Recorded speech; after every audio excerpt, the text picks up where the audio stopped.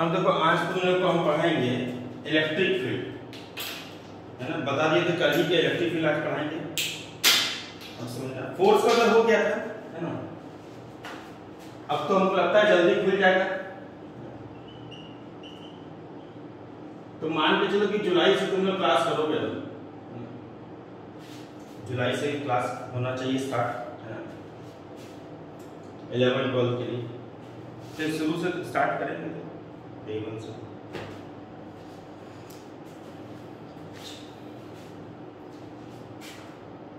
Field क्या होता है आपको समझना पड़ेगा। चाहे कोई भी फील्ड हो, इलेक्ट्रिक फील्ड हो या ग्रेविटेशनल फील्ड हो या मैग्नेटिक फील्ड हो, सब में एक ही कॉन्सेप्ट है।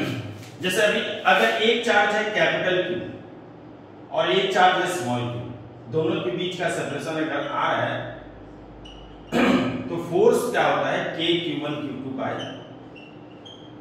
r²। K मतलब 1/4 और यही अगर ग्रेविटेशन पढ़ेगा तो क्या पढ़ता है कि ये m है और ये स्मॉल m है, सेपरेशन r है। तो यहां पे एक चीज है कि यह इसमें अट्रैक्टिव होता है, जबकि इलेक्ट्रोस्टैटिक में या मैग्नेटिक फील्ड में रिपल्सिव अट्रैक्टिव दोनों हो सकता है। फील्ड मतलब हो गया किसी भी चीज का क्या असर हो रहा है, एकदम सिंपल। फील्ड मतलब इफेक्ट, तुम ऐसा समझ लो असर क्या होगा। जैसे अगर मान लो गार्जियन है घर में, फादर है ना, तो फादर का क्या होता है इफेक्ट रहता है कि जब तक फादर रहेंगे तब तक पढ़ाई करेंगे या कोई भी डिसिप्लिन वे में रहेंगे। फादर दूर जाएंगे असर घटते जाएगा, है ना। तो फादर का एक फील्ड है कि नहीं। फॉर टाइमिंग हम ही है, मान लो टीचर है, अगर क्लास में मौजूद है तो बच्चे का एक्टिविटी अलग होगा, जो बच्चे हमसे ज्यादा दूर होंगे उनका एक्टिविटी अलग होगा। और अगर हम क्लास से दूर चले जाएंगे, बाहर चले जाएंगे तो असर एकदम कम हो जाएगा। तो फील्ड है कि नहीं किसी भी चीज का। ऐसे किसी भी मैग्नेट का ही फील्ड होता है कि नहीं होता है। अगर मान लो फॉर टाइम बीइंग ये मैग्नेट है और यहाँ पे 1 रुपए का सिक्का है, तो अगर नजदीक ले आएंगे फट से सट गया, दूर ला रहे हैं तो असर कम हो रहा है ना, हल्का हल्का खींच रहा है। तो इसका मतलब मैग्नेट से अगर दूर जाते हैं तो उसका असर क्या हो रहा है, कम हो रहा है ना। तो ये मैग्नेटिक फील्ड को दर्शाता है ना। सेम ऐसे ग्रेविटेशनल फील्ड होता है ना। दूर जाएंगे, जैसे ये अभी यहाँ पे हम लोग अर्थ सरफेस पे हैं तो छोड़े तो नीचे गिर गया, तो ये कौन नीचे गिरा है, ग्रेविटेशनल फील्ड। ऊपर जैसे जैसे जाएंगे असर कम होता जाएगा, है ना। तो किसी भी चीज का क्या असर है उसी को बोलते हैं फील्ड। ये तरीका अब समझना है। फोर्स और फील्ड में क्या डिफरेंस है। जैसे एक चार्ज है कैपिटल Q और एक चार्ज है स्मॉल q, ये दोनों मिलकर के कितना फोर्स एक्सर्ट कर रहा है, इतना कर रहा है। तो फोर्स में दोनों पार्टिसिपेट कर रहा है, एक का नहीं है। ग्रेविटेशन में दोनों पार्टिसिपेट कर रहा है। एक मास रहेगा तो कोई ग्रेविटेशनल फोर्स नहीं काम करेगा, दोनों रहेगा तभी गुरुत्वाकर्षण बल लगेगा। तो ये दोनों रहेगा तब फोर्स रहेगा। लेकिन हम चाहते हैं कि इसमें से इसका क्या असर होगा, यानी ये कितना पार्टिसिपेट किया, यानी ये दोनों चार्ज मिलाकर के इतना फोर्स लगाया, तो बताओ ये अकेले कितना फोर्स लगाया। तो इसी को बोलते हैं फील्ड, है ना। अब कैसे उपाय करेंगे इसका, कैसे पता करेंगे कि ये वाला चार्ज कितना ताकत लगाएगा, क्योंकि ये तो दोनों मिलाकर के ताकत लिखा हुआ। तो इसमें इसका कितना हिस्सेदारी है, सिंपल वे में इसका कितना पार्टिसिपेट किया है वो निकालना। अगर कोई दो व्यक्ति मिलकर के किसी काम को करता है तो नॉर्मली सामने वाला ये जज नहीं कर पाता है कि कौन व्यक्ति ज्यादा काम कर रहा है और कौन व्यक्ति कम काम कर रहा है ना। जैसे फॉर एग्जांपल हम बताते हैं, पहले मुकेश अंबानी और अनिल अंबानी नाम सबको ही सुने, एक साथ थे, बंटवारा नहीं हुआ था। तो जब तक पार्टीशन नहीं हुआ था, बंटवारा नहीं हुआ था, तब तक लगता ही नहीं था कि कौन ज्यादा काम करे। मुकेश अंबानी उतना फेमस भी नहीं था, अनिल अंबानी इवन ज्यादा फेमस थे, है ना। तो कौन ज्यादा काम कर रहे हैं, किन में ज्यादा पोटेंशियल, किन में ज्यादा क्षमता है, ये पता करना बड़ा मुश्किल हो गया था। लेकिन अब सबको पता है, अब सबको पता है कि कौन व्यक्ति यानी कौन ज्यादा अच्छे बिजनेसमैन, ये सबको पता चल गया कि मुकेश अंबानी ज्यादा अच्छा बिजनेसमैन। ये कब पता चला? जब अलग अलग हुए, तब पता चला कि नहीं, मुकेश अंबानी में ज्यादा क्षमता है, बिजनेस में ज्यादा अच्छे हैं as compare to Anil Ambani. तो ये क्लियर तब हुआ जब अलग अलग करते थे। अगर कोई दो व्यक्ति मिलकर के किसी काम को करता है ना, तो पता ही नहीं चलेगा कौन ज्यादा काम कर रहा है, कौन कम कर रहा है। हाँ, पता तब चलेगा जब एक व्यक्ति उसमें से नहीं रहेगा, है ना, अपसेंट हो जाएगा, तब उस दिन पता चलेगा कौन ज्यादा काम करता है, कौन कम काम करता है। तो अगर ये दोनों चार्ज मिला करके इतना फोर्स लगाया गया है, हमको पता करना है कि उसमें से ये चार्ज कितना काम कर रहा है, कैपिटल क्यू कितना काम कर रहा है। तो उसका सिंपल उपाय है, अगर तुमको इसके बारे में पता करना है कि कितना काम कर रहा है, तो उस दिन इसको हटा दो, है ना। जैसे इसको हटा दोगे समझ में आ जाएगा ये कितना काम कर रहा है। इसको दूसरे और एक एग्जांपल समझा देते हैं। अगर मान लो कोई दो लेबर है, डेली तुम्हारे यहां काम करता है, और नॉर्मली हम देखते हैं कि दोनों लेबर, अगर हम मान लो नीचे रखा हुआ 500 ईंटा ग्राउंड फ्लोर में, और हम बोले कि जरा से ऊपर पहुंचा दो, तो दोनों लेबर मिल करके उसको ऊपर पहुंचा दिया, है ना। सुबह से लेकर के शाम तक में 500 ईंटा नीचे से छत पे पहुंचा दिया, ठीक। किसी कारणवश एक दिन ऐसा आया कि उसमें से एक लेबर नहीं आया। अब दो लेबर में एक ही लेबर आया, पहले दोनों मिलकर के ईंटा चढ़ाता था, अब उस दिन एक ही लेबर आया। अब बोले अच्छा ठीक है, तुम ही चढ़ाओ ना अकेले, आज एब्सेंट है तो कोई दिक्कत नहीं, तुम चढ़ाओ, जितना कर सकते हो करो। तो देखे क्या कि वो 300 ईंटा चढ़ा दिया। तो हमको समझ में आया, अच्छा ये आज अकेले 300 ईंटा चढ़ा दिया है, इसका मतलब जो आज नहीं आया है, जो आज एब्सेंट है, वो फाकीबाज है, वो कम काम करता है, ये ज्यादा काम करता है। तो ये पता कब चला? जब एक एब्सेंट हुआ। यहां पे वही चीज है, अगर दोनों चार्ज मिला करके इतना फोर्स लगा रहा है, हमको पता करना है कि ये वाला चार्ज कितना फोर्स लगाएगा, तो इसको हटाना है ना। तो इसको हटाते, देखो एकदम मैथमेटिकल वे में देखो। क्या तुम इसको ऐसे लिख सकते हो? बोलना एकदम आराम से। हमको किसके बारे में पता करना है? ये अगर इसके बारे में पता करना तो किसको हटाना होगा? इसको हटाना होगा, तो इसको हटा देते हैं। अच्छा ये हट के जाएगा कहां? ऐसे थोड़ी हट जाएगा, तो इसको हटा देते हैं।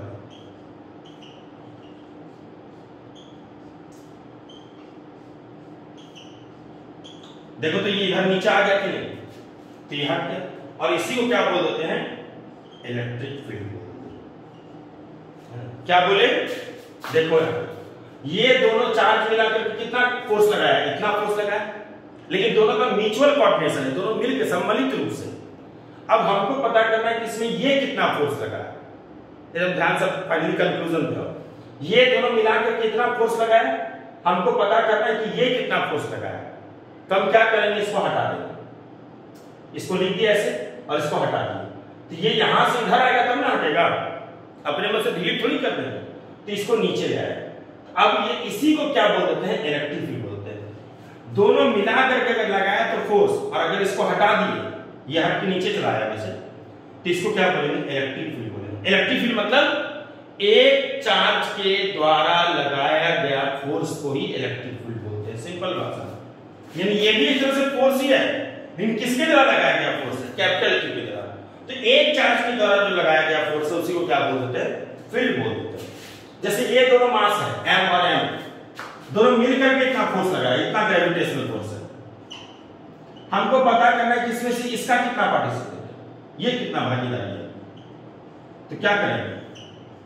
इसको हटा देंगे, और ये किसका भागीदारी, किसके द्वारा लगाया गया फोर्स निकला? ये दोनों मिला के था, हमको किसके द्वारा निकाला था? ये तो हटा, ये किसके द्वारा फोर्स हुआ? कैपिटल के द्वारा। इसी को क्या बोलते हैं? फील्ड बोलते हैं। एक मास के द्वारा लगाया गया फोर्स को क्या बोलते हैं? ग्रेविटेशनल फील्ड बोलते हैं। एक चार्ज के द्वारा लगाया गया फोर्स को क्या बोलते हैं? इलेक्ट्रिक फील्ड बोलते हैं। जैसे देखो बड़ा कॉमन से एग्जांपल, ये अगर अर्थ है, ये हो गया मास ऑफ अर्थ, और हम लोग यहां पर है, मान लो ये मार्कर है, छोड़ते से नीचे गिरता है कि नहीं गिरता है? अच्छा बताओ तो इसके और इसके बीच में कितना होगा ग्रेविटेशनल फोर्स? तो ग्रेविटेशनल फोर्स होगा Gm1 मतलब mass of earth into m2 मतलब मार्कर का मास, इसका मास है ना, बाय Re। इतना फोर्स होगा दोनों के बीच में, यानी अर्थ भी हम पे इतना फोर्स लगाएगा और मार्कर भी अर्थ पे उतना ही फोर्स लगाएगा दोनों। लेकिन अब हम पता करते हैं कि आखिर इसमें इसका कितना भागीदारी है। ये तो दोनों मिला के ना फोर्स लगा रहा है, लेकिन हम पता करना चाहते हैं ये अकेले उसमें कितना पार्टिसिपेट कर रहा है, ये अर्थ कितना पार्टिसिपेट कर रहा है ना। तो हटा दो उसको। किसको हटा दोगे? क्योंकि तुमको अर्थ का पता करना है तो इसको हटा दो। उस दिन काम पे रखो ही मत इसको, दोनों मिलाकर कितना काम कर रहा था हमको पता करना है, ये अकेले कितना काम कर रहा है तो इसको हटा देंगे। और इसको जो हटा दे उसी को क्या बोलिए? अर्थ के द्वारा लगाया गया फोर्स, और इसी को फील्ड बोलते हैं। इसी को तुम पता है किससे लिखते हो? छोटा वाला जी से लिखते हो। देखो तो इस दोनों को लिंक करो तो सबका वैल्यू पुट कर दो। जी का value 6.67 into 10 to the power -11, mass of earth 6 into 10⁻24 kilogram, radius of earth 6400 kilometre, सब पुट कर देंगे आ जाएगा 9.8 मीटर। एक मास के द्वारा लगाया गया फोर्स को क्या बोलते हैं? फील्ड बोलते हैं। तो अर्थ के द्वारा लगाया गया जो फोर्स हो गया उसी को तो फील्ड बोलते हैं, ग्रेविटेशनल फील्ड, या उसी का दूसरा नाम है एक्सीलरेशन ड्यू टू ग्रेविटी। ये चीज यानी अर्थ का मेरे पास कितना असर, अर्थ हम पे कितना असर डाल रहा है, छोटा सा जी असर डालता है। बोलते नहीं नीचे का है कितना भाई, तो बोलते हैं जी की कारण वही बोलते हैं। तो ऐसे दो चार्ज रहेगा तो कितना फोर्स लगाया? K Q1 Q2 r²। लेकिन हमको पता करना है कि उसमें कैपिटल Q का कितना भागीदारी है, तो हम स्मॉल q को हटा दिए तो निकल गया। तब फाइनल कंक्लूजन देखो फिर से एक बार करते रहिए, ये कैपिटल Q ये स्मॉल q, सेपरेशन कितना r, दोनों के बीच का फोर्स होगा। हो सकता है रिपल्सन अट्रैक्शन कुछ भी हो सकता है, ऐसा नहीं कि रिपल्सन ही होगा, है ना, दोनों में से कुछ भी हो सकता है। कितना होगा force? K Q1 into Q2 by r²। हमको पता करना है इसमें कि ये कितना पार्टिसिपेट करे, इसका असर देखना, इसका, ये तो दोनों का म्यूचुअल कोऑर्डिनेशन है। तो क्या किया? उसको हटा दिए, इसको नीचे ले। तो ये किसके द्वारा लगाया गया फोर्स निकला? कैपिटल Q के द्वारा। यही अगर स्मॉल q का पता करना होता कि स्मॉल q कितना लगाया था, कैपिटल Q में धन करते, इसमें कौन सा बात है? अगर स्मॉल q का पता करना ये कितना फोर्स लगा रहा है तो इसको इधर कर देते हैं। तो इसी को क्या बोलते हैं? इसको फोर्स नहीं बोलते, क्या बोलते हैं? फील्ड। इसका मतलब दो चार्ज मिलकर के अगर लगाया गया तो फोर्स, और उसमें से एक चार्ज का कितना हिस्सेदारी है उसी को क्या बोलते हैं? फील्ड बोलते हैं। तो इलेक्ट्रिक फील्ड का फार्मूला क्या हो गया? इसको इसको अगर लिंक करेगा तो इलेक्ट्रिक फील्ड का फार्मूला हो जाएगा F/Q। और अगर फर्स्ट और थर्ड को लिंक करेगा तो इलेक्ट्रिक फील्ड का फार्मूला हो जाएगा KQ/R²। ये दोनों सीखा होगा। और इलेक्ट्रिक फील्ड का डेफिनेशन क्या होता है? Electrostatic force per unit charge. देख लो, electrostatic force per unit charge is called electric field. इसी को क्या बोलते हैं? इलेक्ट्रिक फील्ड बोलते हैं। और अगर तुमसे पूछा जाए बताओ इलेक्ट्रिक फील्ड का यूनिट क्या होगा, तो न्यूटन पर कूलम होगा। न्यूटन इसका चार्ज का कूलम होगा, तो न्यूटन पर कूलम। क्या ये बताओ तो इलेक्ट्रिक फील्ड वेक्टर है या स्केलर है? तो F/Q होता है। F क्या होगा? वेक्टर। चार्ज क्या होगा? स्केलर। और वेक्टर बाय स्केलर क्या होगा? इसमें vector. Vector by scalar vector होगा कि नहीं होगा? देख लो, जैसे 6i क्या वेक्टर है और नीचे 2 3i क्या वेक्टर हुआ कि नहीं होगा? तो इलेक्ट्रिक फील्ड कैसा क्वांटिटी होता है? वेक्टर क्वांटिटी होता है। इलेक्ट्रिक फील्ड क्या हो गया? सिंपल वे में एक चार्ज के द्वारा लगाया गया फोर्स को ही क्या बोलते हैं? इलेक्ट्रिक फील्ड बोलते हैं। इलेक्ट्रिक फील्ड मतलब आखिर उस चार्ज का क्या असर है, उसका क्या असर होगा। और फील्ड हमेशा एक ही चीज का होता है, एक का होता है। जैसे मेरे पापा का क्या फील्ड है, टीचर का क्या फील्ड है, ऐसे चार्ज का क्या फील्ड है।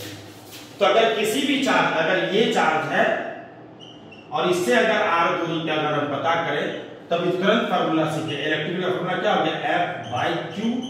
एक फार्मूला तो ये बन के आया और दूसरा फार्मूला बन के आया KQ बाय R स्क्वायर।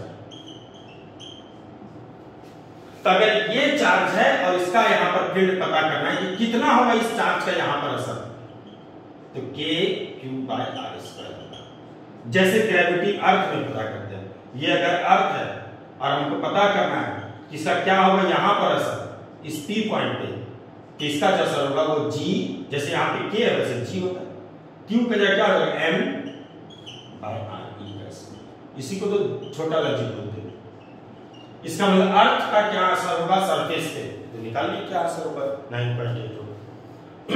इसका एक और तरीका है इलेक्ट्रिक फील्ड को डिफाइन करने का, एक और तरीका होगा। एक तरीका तो ये हो गया F बाई Q करके, है ना। डिफरेंशियल क्या होगा, electrostatic force per unit charge is called electric field. Electric field का यूनिट बताइए न्यूटन पर कूलम। अब इसका एक और तरीका देखो, दूसरा तरीका क्या है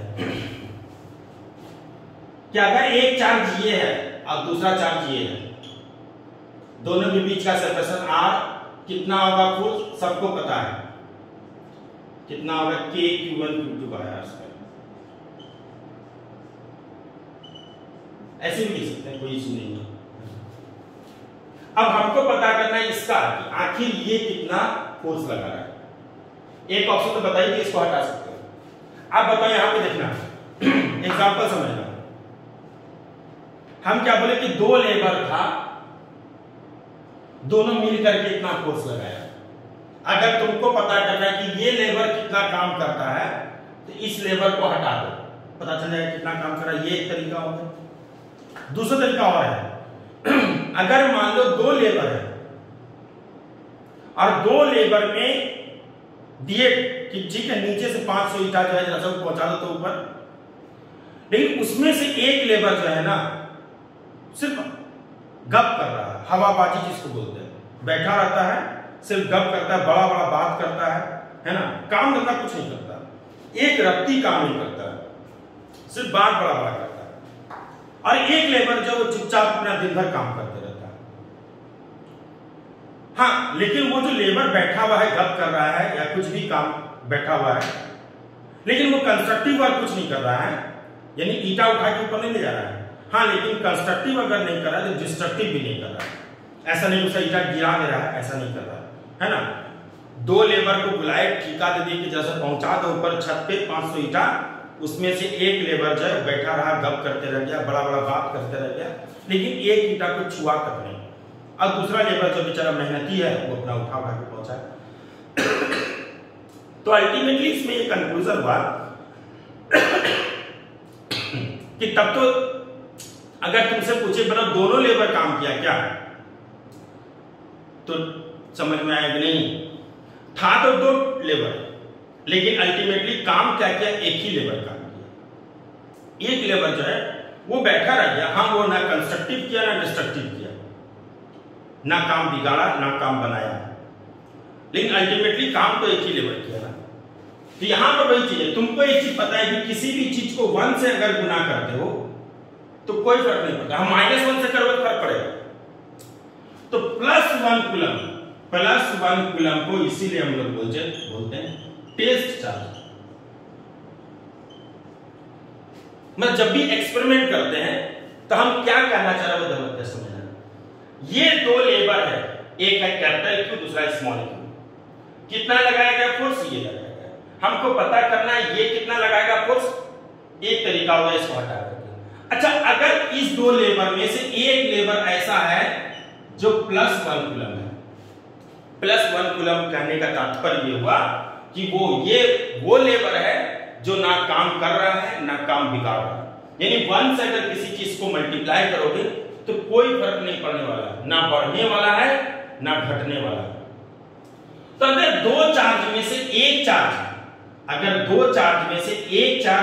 यूनिट पॉजिटिव चार्ज हो जाएगा, लेकिन यूनिट पॉजिटिव होना चाहिए, नेगेटिव नहीं होना चाहिए, -1 से करेगा गड़बड़ा जाएगा। तो अगर दो चार्ज में से एक चार्ज अगर यूनिट पॉजिटिव चार्ज हो जाएगा तो तुम समझ जाओ कि सब काम यही किया है। तो ये भी इलेक्ट्रिक फील्ड का डिफरेंस है। इसमें कंक्लूजन ये हुआ कि अगर दो चार्ज में से एक चार्ज अगर यूनिट पॉजिटिव चार्ज हो जाएगा तो उसके द्वारा लगाया गया फोर्स को भी क्या बोल देते हैं, इलेक्ट्रिक फील्ड बोलते हैं। इसका डेफिनेशन क्या बोलते हैं, electrostatic force due to unit positive charge is called electric field, और इस यूनिट पॉजिटिव चार्ज को टेस्ट चार्ज बोलते हैं। ये चीज ठीक है, क्लियर हो गया। यहाँ पे मेरे पास दो ऑप्शन है, या तो इसको हटा दो और नहीं तो दूसरा चार्ज की जगह 1 कूलम कर दो।